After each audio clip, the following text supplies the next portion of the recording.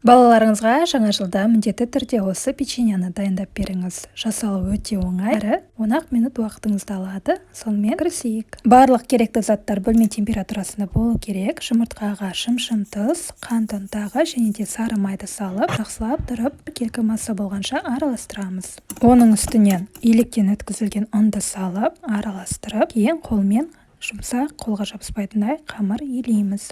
Қамырымызды 1/2 бөлікке бөлеміз. Бір бөлігіне ас бояғыш қосамыз, немесе какао қоссаңыздар болады. Және де оны жақсылап тұрып илейміз. Және де осы екі қамырдан кішкентай шариктар жасаймыз. Әр бөлігі бірдей болуы керек. Достар, менің YouTube және де TikTok арналарыма жазылыңыздар. Өте қызықты әрі әдемі рецептер бар. Сіздерді күтемін. Рахмет. Ал енді қамырларымызды видеода көрсеткенде созып аламыз. Және де қызыл ақ қамырды бір-біріне спираль ретінде орап, оны духовкаға 180 градуста 15 минуттай пісіріп аламыз. Осымен біздің печеньеміз дайын. Баршаларыңызға ас болсын. Келе жатқан жаңа жыл құт береке әкелсін.